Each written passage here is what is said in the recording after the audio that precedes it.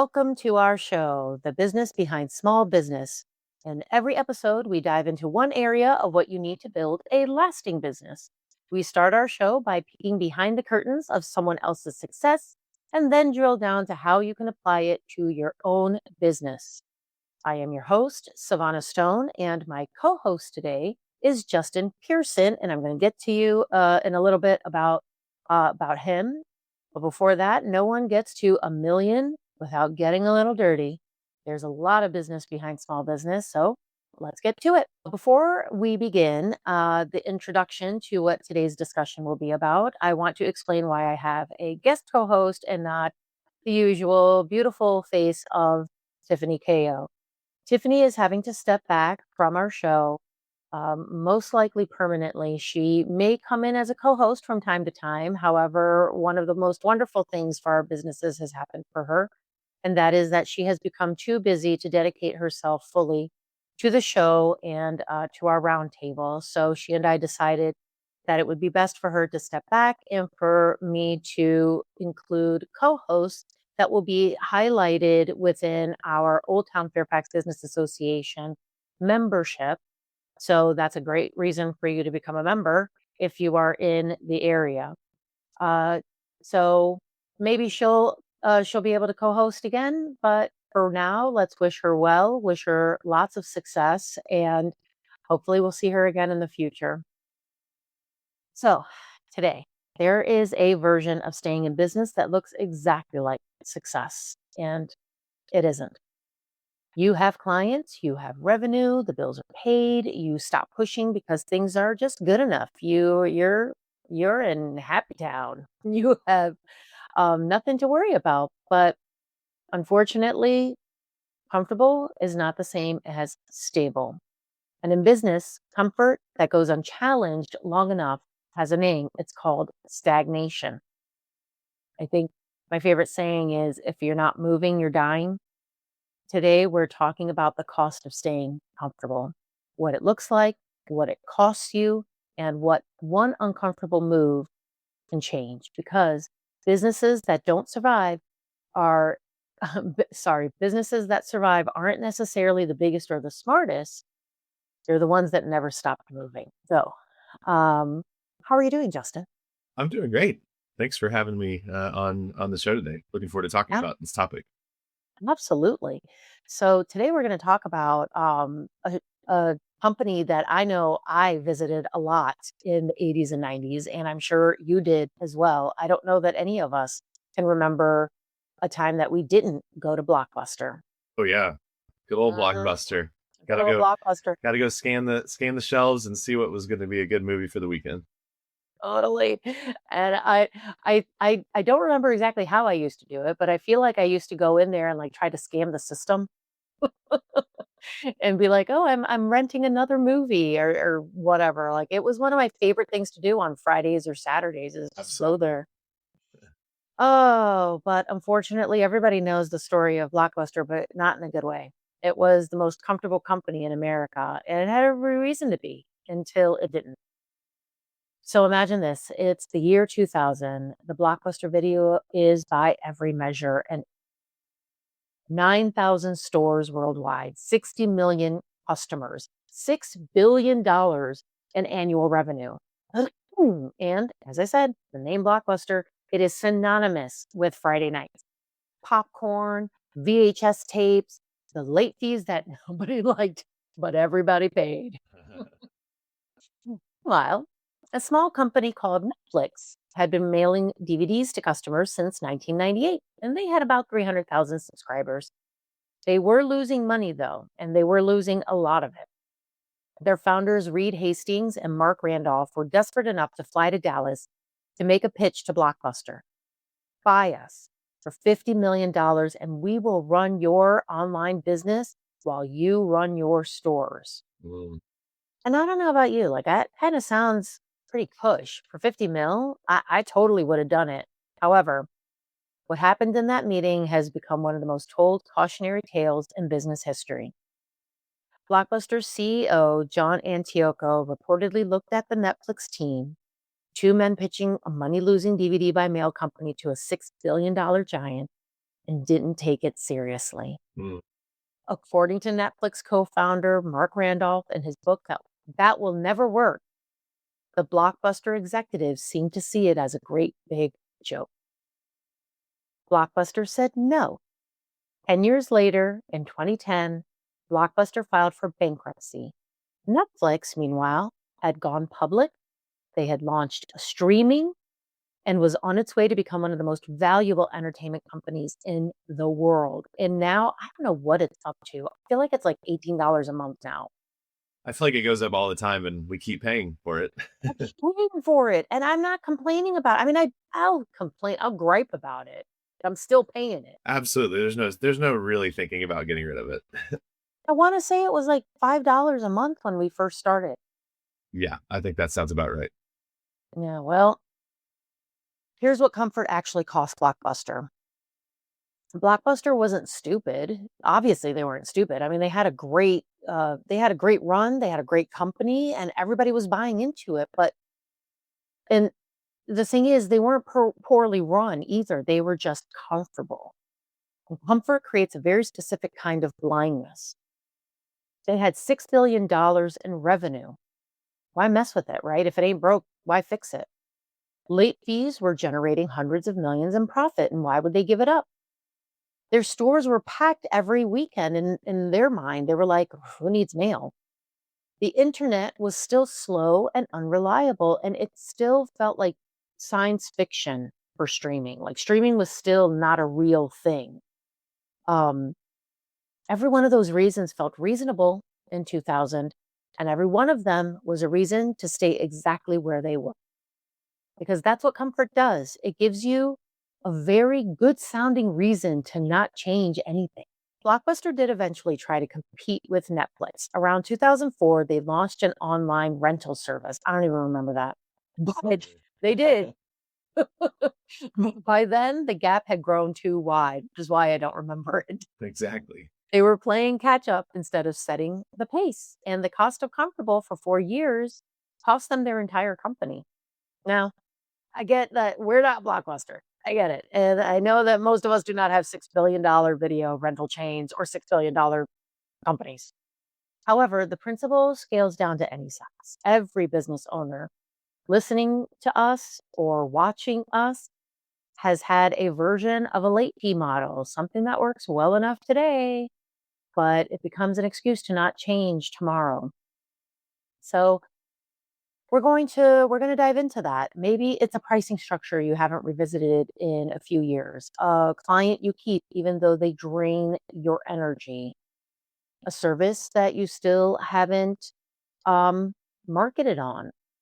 Maybe it's something that you've thought about but you haven't done anything about. A marketing strategy that used to work and now you're just not doing anything about it. Well, comfort is expensive and it will send you a bill later. So That sounds Ah, exactly right. It sounds exactly right. This is gonna be good. Makes me super helpful. right, Yeah. right.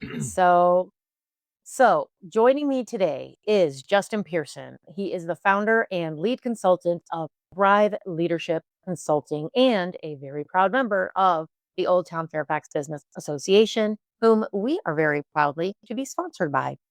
Absolutely. He has more than 2 decades of experience spanning business and nonprofit organizations. Justin brings a broad and practical perspective to leadership and organizational growth. He loves engaging and working with leaders and businesses of all types to help them not just survive, but thrive through fractional operations as well as leadership and business advertisement. So let's talk about what comfortable actually looks like. What does it look like to you? Yeah, I think you hit on a lot of good things already. I think it's that idea that things feel, and I think it's a good word. They feel like everything's going well, Mhm. without actually taking time to kind of look under the hood and really assess how things are going and trying to look ahead to what might be coming. And I think the Blockbuster example is a great example for that. In the small business world, I can think of a couple different businesses I've worked with that one in particular, they kind of fell into some success. So it wasn't necessarily because they were um, leading out on the front edge of everything and out there They broke hustling. into something Yeah. amazing, Yeah, something kind of kind of happened fell to. into it. Yeah, exactly. They kind of fell into it. They had a really good year and kind of just thought it would keep going that way. Um, and didn't start to think about what does growth look like? How do we scale? What other systems and structures do we need to have? How do we start generating more business? And a year later, 18 months later, things started to dry up and all of a sudden it became a crisis for them because I think they fell into success, and then everything just felt comfortable, and it was like, oh, we're good. I think we're good. Yeah, and I think a lot of times the fear is what stops them because they're like, "This has been working, why should I change?" Yeah, And I that's think the problem. yeah, I think that's a great point. Even with the Blockbuster, like something seems to be working. Why? It's almost like the thought it's working. Why fix it? And I think that's maybe the wrong way to think about it. It's working, but how do we keep making it work? What else do we need to adapt to and look ahead? I think things changed in the video world from VHS to DVDs to streaming, and if they had looked ahead, maybe they avoid some of that. But I think small businesses can do very similar things, whatever industry you happen to be in. Absolutely. Sometimes it happens as well when you are in an area, like a brick and mortar, Hmm. where you were was once doing really well. Well, maybe now people are moving out of that area and your clientele isn't as willing to come to you anymore. And as opposed to you choosing to move because rents are, I mean, everything is really expensive right now. I am seeing that as well. I'm seeing some businesses that are choosing not to physically move Mm. because their clientele is moving further and further away from them, but they are not willing to move towards either their current clientele or towards or change what they have to fit the new clientele. Do you come across anyone like that? I do. I think it's I think it's there's almost a reminiscing that I think can go on, kind of living in the Yeah. in the rear view mirror of, oh, remember the good old days when Mhm. all these people came into our store or we were packed every weekend or whatever happens to be.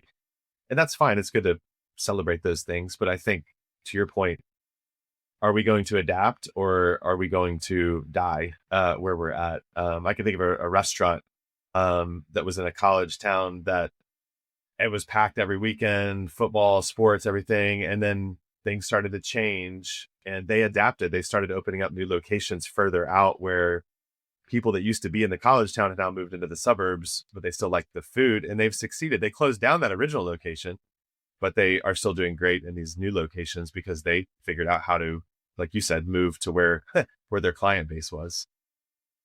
I actually, I knew someone who was in an area, a really nice area, and great foot traffic. Interestingly enough, they found that a lot of their clientele were coming from, so they were in Fairfax. They found that so much of their clientele was coming from Alexandria Hmm. that they were like, why are we not capitalizing on this? Like, there's so many people that are coming from Alexandria that they really took a risk. I mean, to me, it was an incredible risk that paid off because where they were was great foot traffic. It just was more commercial, I think, than what their brand exuded Hmm. because they themselves were not very commercial, but everyone around them was a chain or something like that. Like they're a singular, very curated shop. Hmm. So they moved to, and that's the reason why so many people from Alexandria would go to them because there's nothing like them that existed in existed in Alexandria. Right. So they moved to Old Town Alexandria where you have lots of these so it's kinda like the opposite. They put themselves in a marketable area in which there were a lot of people like them, and they fit better, and now they were in the same place as their clients, but also the culture was more aligned with what their culture was offering, curated, hard to find things. Right, right. No, I think that's a great point. That brings up a thought of knowing who your client base is, and I think doing Mhm. some, whether it's market research or just some understanding of who is actually buying our services. Do I actually know them and understand the way that they think and what they like and how they're shifting and changing? And whatever they're consuming or purchasing or how they're engaging the world. It sounds like that business is a good example of that. They realized we're in this location, but most of our clients aren't here. Who are they and what are they doing? Why are they coming all the way here? Let's Right. capitalize on that. But I think Right. sometimes small businesses, when they get comfortable, they don't do that kind of stuff. You know, it kind of Mhm. take for granted the customer base. Oh, they'll keep coming without trying to look at trends and are there themes about these customers that I need to make sure I'm staying on top of versus just Mhm. thinking it'll always stay the same. And, you know, most things in life aren't like that. But I think unfortunately, again, in small business, we can back our way into some success and just think it's always going to be the same. Speaking of which, that reminds me that of what I've done in my business. It's not just about clientele to me; it's also internal. Uh, the landscape of how people approach working has changed a frick ton between before 2020 and after 2020. Definitely. So I personally have had to change my processes, and I'm constantly tweaking them. I mean, I every year I work on, okay, I look back and I think, okay, what worked, what didn't work, why didn't it work? Let's see what we can do to make it work, or do we let it go? Okay, the things that did work, what made them work, and what are other areas in which I can utilize that same je ne sais quoi in an area that things didn't work. So I do that every August because August is a pretty dead time for me. Being in like cash flow management, not too many people are paying taxes in August. So Right. so I'm kind of utilizing that period of time to tweak and tighten things on the inside. One of those things is the culture of how we work together, how we communicate with one another, with my team. I've added new processes over time. I think that's also something that a lot of businesses maybe don't really take advantage of, because something that worked for you back in 2016 with the type of team that you had back then is not necessarily, you have a whole new generation of people who work differently 10 years later. Absolutely. So, Absolutely. I just got done working with a client. And well, first off, before I get to that, the fact that you take time every year recognizing the rhythms of how your business flows and then okay, this is a slow period. I don't have to be, my hair's on fire and I feel like I have a million things to do and not enough time. Okay, I actually know every year I've got this rhythm where I can slow down and assess. I think a lot of small businesses don't figure out their rhythms enough to figure out those moments they can take to maybe step back, step away, go on a little planning retreat, or maybe just staying in your office, whatever it is, but just taking the time to look back, what went well, what didn't, and then so that you can look ahead. I think the fact that you do that on a regular basis leads to great success, versus just again being reactive over time and not um, thinking proactively. But I just got done working with a small business where what you just described is like exactly what they were going through. They had had a lot of success pre 2020, pre COVID, went fully remote after that. And the owner president has really struggled to adapt to the new reality of the work life balance of 2026. uh-huh.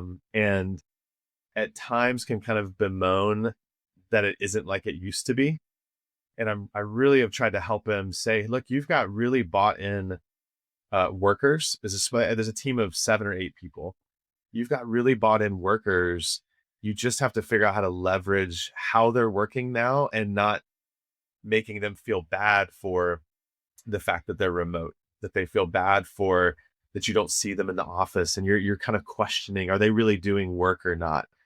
And trying to help him think through, hey, like you can leverage the value they bring to your company and pay them accordingly instead of thinking about it in a 45 hour punch in punch out kind of work way. Yeah. And so he's in that place, I think, of kind of what we're talking about is like you've have been comfortable for a long time and had some success through that. It's getting to the place now like you're kind of you need to make some maybe hard decisions for you, but I think you have opportunity here to leverage where everybody's at and you have way more bandwidth to actually do more business if you're willing to just jump in with both feet to what you were talking about, the new way of working. Yeah. So I'm really big on doing exercises, exercising, doing exercises with my fingers and like in my brain is different. I'm really big on that. And some of the things I ask myself are, okay, what does comfortable look like to me in my business right now? Mhm. What am I tolerating? What am I okay with because I don't have a choice but to be okay with? Um, and then I just kind of make a list. So I look at when was the last time I raised my prices? And if I raise my prices, or rather, if I haven't raised my prices, but I'm still making a good profit, then I wait for another year. Mhm. But if I look at, because I do obviously do a lot of math, so I look and see after I've taken out my G&A, my general administrative tax costs, all of my operational costs, my payroll, and everything else, not just my profit and loss report. What I'm looking at is what am I making on an hourly basis, really? Mhm. I break it down to hourly always because that's just how my brain works. And if I'm still feeling like I'm making enough of a profit, then I'm like, okay, check mark. My pricing is still good. But if I am below a certain threshold, then I'm like, okay, I have to look at what I'm charging and why. When was the last time I raised their rates, or when was the last time I you know. So Right, right. I need to make sure as well that I am still firmly in either the middle or the top middle of pricing, Mhm. because I don't want to price myself out of my own market. Correct. Right, right. And then I go through my client list and I'm like, okay, which of my clients do I love? Which ones am I like, meh, they don't bother me, but they're not great, but meh. And then which clients am I like dreading? I make a list of those and I make it a goal to find another client that is at the same level as them and kind of knock one out. Yeah, replace. Knock 'em Right. out. Right. Because I hate to say it, but I'm at an age in my life and in my business where I can't I can't fix stupid. I hate that I say that out loud, but there's somebody else out there that will work with you and it's not going to be me. Yeah, that's a choice, right? That's that idea of I could keep doing this. Do I want to keep doing this in this way? Is it worth the headache? Is it worth the heartache of it all? And that's a great place to be when you have the opportunity to do that, right? That you can replace. Sometimes it doesn't work that way, but I think it's good. You got to actually take time to think through that. You know. A relationship. In the Well, end, it's always a relationship. And if the relationship is a relationship, any relationship and anything that you approach should be 80/20. You should love 80% of it, 20% of it, maybe not so much, but as long as it stays 20%, you're willing to stay. that's right. But once that flips, then you're like, Something's got to change. Yeah. something's got to change. Either I change, you change, or somebody leaves. That's right. Yeah, I think if you when that flips, I think you're exactly right. It's something's not right, and either I'm going to get burnt out and just pull the plug on this whole thing, or I'm going to blow up at somebody and it's not going to go well. I think keeping that in view is the right idea. And I love what you talked about with the pricing, assessing that. I was just working with a one a client right now that I'm doing some fractional operations for. He's in like a kind of a niche area with some manufacturing and the home business. I mean, a home building world. But anyway, he has a competitor that is prices him out at 30% higher than what he's pricing right now. And I've kind of started to press him on, hey, why are you? I'm not saying you have to jump all the way up to where they at because part of your market advantage is that you cost less. But you believe you're offering something better, a better product than they're offering, so there's a pretty big gap there where you could close that over time. That doesn't feel like a big jump to your client base, but over time is actually raising your margins a bit more that I think people are going to be willing to pay without blinking an eye. And he right now, Absolutely. I can see it. He kind of like I don't know. It makes me nervous. Like, what if I? And I was like, well, why don't you just let's think about this in a systematic way where it makes sense to you. You feel okay doing it, but not to where you're, again, the comfort part. Well, I don't want to feel uncomfortable. Mhm. Uh, Maybe you need to take a little risk here. Like, let's press this a little bit. So he's starting to get to that place of saying, yeah, over time I can raise my rates within reason that gives him more margin, but also still makes him competitive in his market. So that actually is a good way to differentiate between comfort and contentment because it's very important, that distinction. It prevents the conversation from feeling like an attack on him and him being like, ah, Right. Right. if he's not growing at 30% a year after year, it's like it turns into like mass panic attack. To me, contentment is when you know your numbers, you are intentionally at a size that works for your life, and you're making deliberate choices to stay at that level. Hmm. Comfort to me means you don't fully know your numbers, your growth has slowed, but you haven't analyzed why, and your choice is just avoidance. Yes. So he has to also determine or discern the difference between, is he content or is he comfortable? Yeah, that's exactly right. That's exactly right. I kind of think comfort. It's that, yeah, avoidance, kind of bury my head in the sand, Mm-hmm. reactive leadership, just kind of reacting to things. Where, yeah, to contentment is I know what's going on. I have an awareness, and I'm making a decision to be okay with where we're at or continue to look ahead. And he was in that place of, I think, trying to figure out those two things. So he part of the reason he brought me in was, what do you really want to do? Do you want to stay where you're at? I think there's opportunity here for you in the market. You don't have to go crazy and 300% growth, but do you want to grow a little bit more? Do you want to press into this? And it made him think. And we started looking through those things. And I think when he started to make some little changes and saw more growth and sales go up without it being like having to be somebody different than who he is as a leader, Uh-huh. it kind of like fed this. Oh, actually, yeah, I do want to keep going. I'm not actually content. I actually do want to see this grow a little bit more. And so now he's in this place of excited and wants to build the business. But it just took some time, to your point, of actually like, let's actually think about this and look at it, Yeah. and not just be, reacting to the way that things are. I mean, it took Blockbuster a decade, right? It took them, their slide took a decade to go from being at the height to death. For small businesses, it could take 2 years, it could take five, but by Mhm. the time it starts to feel like a crisis, it might be too late Too late because it now. always starts off as comfort. And so they have to, a small business owner needs to understand what the financial cost is of an action. So to your point, to that person, Mhm. him not raising prices at least by 10% over 2 years leaves like on a $200,000 a year revenue. I know it's a small number, but let's just use it. That's leaving 40K on the table, right? Right.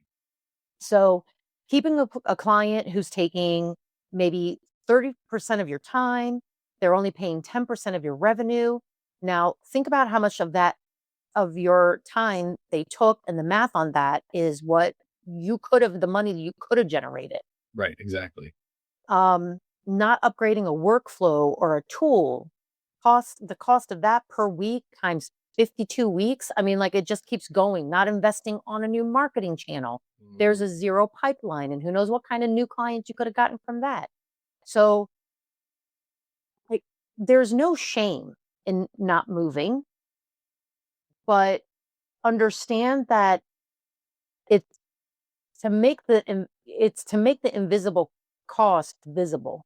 So let's get into the psychology behind the comfort zone. And Sure. before we get into that, while you were talking about him and about his competitor and him not, feeling not sure, over the weekend I stayed in a hotel that, and every one of my son's lacrosse team was like, "Oh my gosh, how freaking bougie are you?" And I'm like, "I'm not bougie. I am a business owner and I understand business. I'm trying to not be bougie, but I couldn't help it. I stayed in a hotel that cost 200 a night, which is whatever, but it's Richmond. It was 200 a night. It was not a 200 a night experience. It was Mm. 30. It was old. It Ooh. was, oh my God. It was, bleh. I was like, if I'm gonna pay $200 a night, I need it to at least be clean and there not be stains on everything. Right, sure. Just down the road, a couple of our teammates' families were staying at a much nicer looking hotel, much nicer experience, bells and whistles. I'm not going to name the hotels, Mm. but it was $150 a night. Interesting. And I'm over here like, I'm pissed. Sure. Yeah. I will happily pay 200 a night if it's worth 200 a night, but it was not worth 200 a night. So to your person, if he is offering that $150 type of experience compared to, and he probably sees himself like that 200 a night place. Hey, 200 for crap. Right, right, I would have happily have paid 200 or more for nice. right. Well, that's kind of what I'm trying to help him see. He's actually had to go in and fix his competitors' mistakes. People have brought him in to fix those. And I was like, that's where Wow. he'll even get frustrated. And I was like, hey, we've got to figure out how to help you leverage the fact that you are offering a better product without throwing them under the bus, because you don't want to be that Uh-huh. guy, right? Like, look how bad they're doing. It's more, let what you do well shine in a way that helps the people that are decision makers and referrals and all the marketing stuff come alongside us to start to it shines and rises up and above and beyond what this other competitors offering. And oh, by the way, my pricing is a little bit less too, and I can tell you exactly why. And Yeah. I think Yeah. you start to build a client base that trusts you and wants to keep coming back and wants to keep telling other people to come to you for business because of all those things. Okay, so there's a psychology behind that comfort zone, right? Because these aren't dumb business owners. They're No, smart no, business owners, and absolutely. oftentimes they've been in business for a while. Right. Um, but they start to feel comfortable. I mean, Blockbuster was in business for a long time. They weren't dumb. They were at the height of heights. Right. What happened? The brain is wired for this, right? Like evolutionarily speaking. If we're safe in the cave, why should we leave the cave? Right. Right. That's a great So, I like that illustration. Like, yeah, I think that's a good yeah, because, if there's like a bear that's going to eat me if I get out of the cave, it's just who we are as humans. So, um but what is it, do you think, what's the one thing, let's say, your clients resist changing the most, and what would you say it usually costs them? I think it's the idea that things feel stable and change feels destabilizing, or at least the possibility of it. And that right there, I think, keeps people from going out of the cave. It's the unknown. And it's this Mhm. idea of, well, why would I risk going out? What if, and it's kind of going to the negative. What if I go out of the cave and things go bad for me? Instead of thinking, what if I go out of the cave and realize there's a bigger cave? There's more Mhm. opportunity. There's, Yeah. yes, of course, there's danger. We don't want to be flippant about it or like, oh, nothing bad's going to happen. It's always going to be, you know, peaches and cream and kind of just everything's going to be great all the time. But doing it with a good head on your shoulders and forethought but taking that risk to do it. So I think it's that idea of, well, change seems unstable. It's not going to be stable. So that makes me nervous. As opposed to being like, okay, it might be unstable, but what about all the possible opportunities here? So I think there's something that goes on in our brains that's that, again, avoidance of any kind of feeling of discomfort. I mean, we're talking about being comfortable. If change is uncomfortable, um, and people don't like that, they don't like to be uncomfortable. I also think that sometimes people fall into this imposter syndrome, like, I'm not worth Mm, that much. yes. And I say that I have definitely done that. When I first started my company, I charged much less. But I also, And I felt like I can't charge more because I'm not worth more, but Mm. I wasn't saying that due to my confidence. I was saying it because I hadn't gotten the experience, the clout, I guess, the experience to be able to say, well, I've been doing this for X amount of years. I didn't have any like true accolades to be able to say, well, I've achieved this, that, and the other. So this is why you have to pay me this. Mhm. As my company grew and I got more experience, putting more feathers in my cap, that was when I was like, well, this is what I'm worth because of X, Y, and Z. However, there's a lot of people who have those X, Y, and Z's, but still say, I'm not worth it. I think that's right too. I think there's a part of self assessment that can be good, and also not helpful if you're kind of that echo chamber of only your own brain, Hmm. and not really looking at the landscape of the business, looking at customer feedback, asking for honest assessment of what you do well and what you don't do well. I think that can help you obviously identify and recognize issues or shortcomings, but also hopefully I'm actually I'm actually really good at what I do, or my business is really good at what we do, and Hmm. not and being okay in a humble way, of course, but just being okay, being like, yeah, I need to lean into that more. And I think you're right. A lot of small business owners, because so many of them, it's just them, or it's two or three employees. It's hard to Right. know where do I actually land and stand with what I do. Uh-huh. Um, and I'm again, it makes me nervous if I really ask the honest questions. Am I going to get told that I'm not good at this? Yeah. Oh, that's possible, but also there's a lot of opportunity for somebody to be like, you're the best person I've worked with on this. I've had previous businesses I've worked with, and they haven't done it really well, but you do a great job with this. And we need to hear that, I think, to encourage us, to your point, to be like, yeah, I am worth charging this much. This does make sense, you know? I agree. And every small business owner needs to do this. I think it is a good idea to do it when your um, business is a little slow, just Hmm. because you've already got so many spinning plates.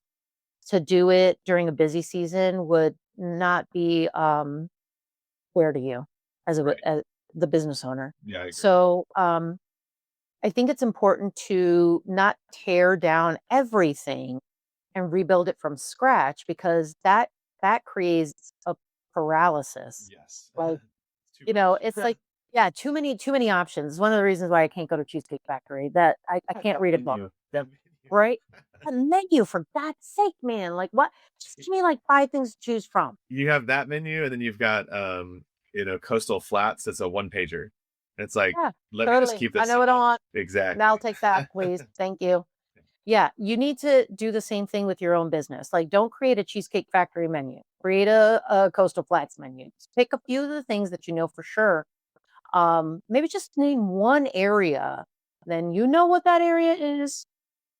Whatever it is that you've been most comfortable and most avoidant with. Mhm. And I think it needs to have a dollar amount attached to it. What does this comfort cost you in the last 12 months? That's right. And then define the smallest possible first step you possibly could take. It's not restructure my entire pricing. It's okay, let's research three competitors this week, Right. see Right. where they're at. That's right. A- So, And I think you have to know yourself as a leader within that, of uh what is a good next step for you. right. Some people can handle more change, some people can't, and I think that's okay. You don't have to compare yourself to the leader next door, the business owner next door. But to your point, like, what's one thing I could work on in the next quarter or the next 6 months, the next year, and start to just map some of that stuff out that feels Hmm. manageable. Stretching, I'd still encourage you, it needs to be a little stretching, but manageable, and doesn't, to your point, we're not burning it all down and starting from scratch. I don't know anybody that, I don't know many people that can do that and do it well. So yeah, that's good. Well, you're building your house, right? So, or rather, you're caring for your house, your home, your small business. You're not tearing the whole thing down and building it all back up because I don't know, your door handles are squeaky. Correct. No. You figure out, well, is it the door handle? Are they needing to be tightened, or do I need new door handles? It's like, Yeah. you're doing a small assessment, do one thing at a time. Right.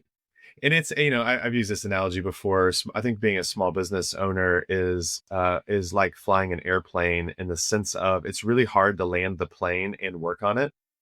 You got to figure out how to keep the plane in the air and work on it while you're flying, which seems like, well, how in the world do you do that? And I think that's the big question. How do you keep it up in the air, but also find the small places? We need to patch a hole here. We need to replace the seats here. We need to do this. We need a new captain in the captain's chair, whatever it is, but we really can't fully land the plane and call time out on this and work on it. We have to figure out how to do it in the midst of flying. So if you have a client that is avoidant and have or paralyzed, what is do you have like place that you usually start, like, or is there something that you say, some kind of encouragement? Like, what is a takeaway, I guess, exercise or thing that you could give to our listeners if they are experiencing this? I mean, for me, part of it is really trying to ask a lot of questions and listen to where they're at. I think a telltale sign for me is trying to listen for kind of the subtext of they're interested, at least, in the possibility of having to adapt and change. I think when I don't hear that, and it's kind of, I don't know if you're even ready to have that conversation yet. When there's a little bit of there of just even a leader, a business owner indicating, I think something needs to be different. I just don't know what it is. Oh, I'm fine with that. I'm fine with that. I think you don't need to know how to fix it. You just need to know, I think there's something that needs to be a little bit different about how I run my business, how I operate. I don't know how. That's okay. We can figure that part out. Mhm. Um, and I think just for a leader willing to be vulnerable and take a look at themselves and their business is a huge first step. I think all of us like to think that we're omnicompetent. Like we know how to do everything and we can do everything well. I mean, nobody knows how to do that. And I think once a business owner actually acknowledges that, that's like, okay, we can work with that. Like, let's go. And so I think I've just encouraged small business owners just to like find a few hours in a week, find a half a day to just step away and really think through, what am I good at? What am I not good at? And what do I need to Well, do there about that? there are some things that, like, there for example, when I hired in my operations and my account manager, it wasn't about me not being good at doing what they can do. It was about me not wanting to do what they Oh, do. 100%. I don't Yeah. It was more about, what are some of the things that I really don't wanna be doing or really are not worth my time? These things. I'm gonna have someone else do it. Absolutely. I think that's huge in a small business. And obviously sometimes you maybe don't have the resources to do that, but I think where you're at, you can go, okay, what do I like to do? What do I not like? It's that 80/20 thing again, right? What do I like to Mhm, do? What do I not like to do? What am I really good at doing? And I want to invest more of my time in. It's not that like to your point, it's not that I can't do this other thing, but I'm really good at this other stuff. So I want to devote my attention to that and either hire around weakness or things you don't want to do, or find some other way to offload some of that so that you can just get in that flow. And I think you'll find it'll pay off. I'm guessing. I've been curious for you. I mean, I'm guessing it pays off in the end to invest in your business in that way. You feel better about it. It's doing better. You're mhm, not stressed out in the same way, and you just enjoy what you yeah. do more. Absolutely. And it also opened up the opportunities for me to explore what other ways we can be of value to our clients. Hmm. To gave me my time Yeah. Yeah. for me to do business development. And I Yeah. think business development is one of the main things that's going to help your business grow or just survive. I think you're right too. I think most of the clients I've worked with that are in that place of being comfortable and not content, but just being comfortable, is they've stopped doing business development. Uh-huh. Yeah. They're assuming it's back to Blockbuster again. They're assuming my same client base is going to be there forever and nothing's going to change. And I think Always going to want this. they're always going to want this in the same way that they're getting it, instead of thinking, no, I know it's going to change. I want to get ahead of the curve on that. And so I have to go find new opportunity, new business, new client base, get marketing, getting my name out, keeping my name out there. And I think comfortable businesses just, they don't think through that stuff. They kind of have gotten to the place where they used to do business development, but Now it's just, we're good. Yep. All right. Well, there's a saying that goes, put your money where your mouth is. And we're going to drill down a bit further here to connect what we've discussed at a granular level to tangible sources you can take to get you to that next level. What kind of recommendations do you have for us? A book that's been really helpful for me, both as a leader and then helping other leaders and owners and operators, is a book called Leadership on the Line by Marty Linsky and Ronald Heifetz. It is. I read it a few years ago, and I go back to it over and over and over again. Some of the concepts they talk about in there are, I think, applicable to any size, Fortune 500 company to a business doing 500,000 a year. It's just really good principles that come back to address the leader and how do I need to adapt and change? How do I think about change? How do I think about leadership that I think will help anybody um, really think through how to operate, how to lead. One example I'll give you with that, it's a great illustration. They talk about being on the dance floor and then having to get up in the balcony so that you can see the dance floor. And I love that illustration. I'm like, oh, that's great. Like any owner, any business owner or leader, we're in the thick of it. And if we don't take time to get up and look down and kind of assess things, we're going to miss stuff. And then they make the point, you still got to get back on the dance floor because then you can get comfortable being in the balcony.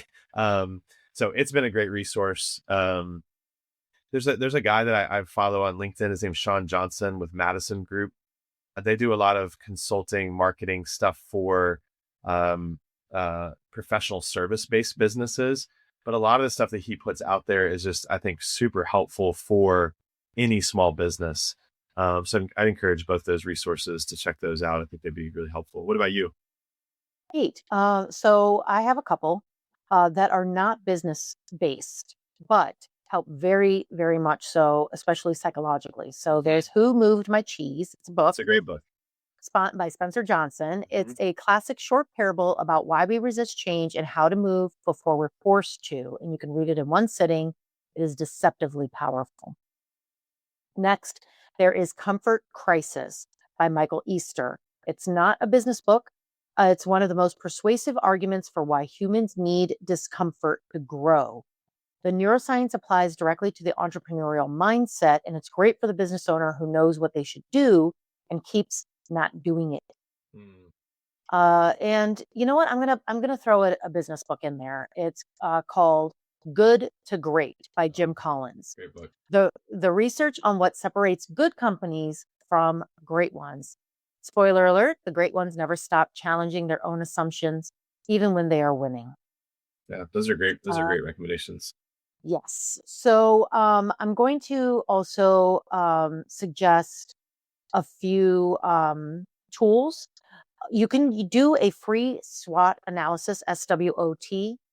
There are free SWOT analysis templates, rather. You can go on to score or SBA.gov and run a formal SWOT once a year to name what, excuse me, where you're stagnating.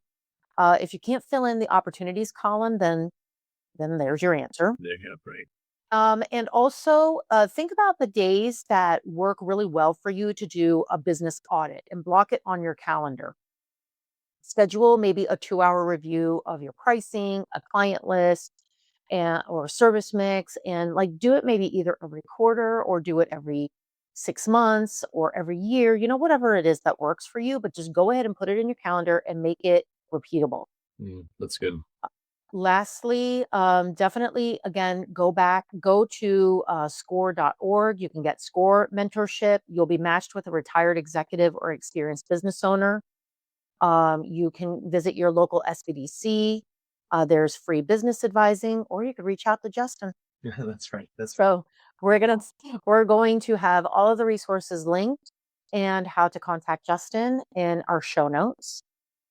So any closing words before I close out the show? No, I mean, I think this has been a great conversation. I love talking about this. I love working with business owners, like yourself and others, and really helping them think through this. I think you said earlier, like lots of business owners, they're really good at what they do. They're good business owners. Sometimes they just need a little help to keep them moving ahead and getting out of that comfort zone. And I think a lot of the stuff we've talked about can be super helpful for that. Those resources are great as well.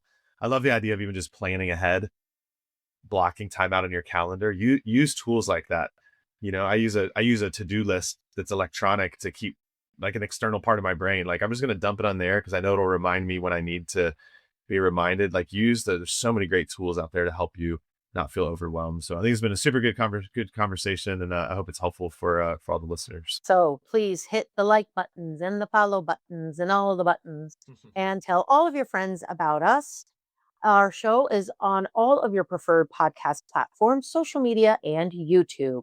We'd love for you to also share our episodes. All of our links are going to be posted below. And until next time, mind the business behind your business because all great successes start small.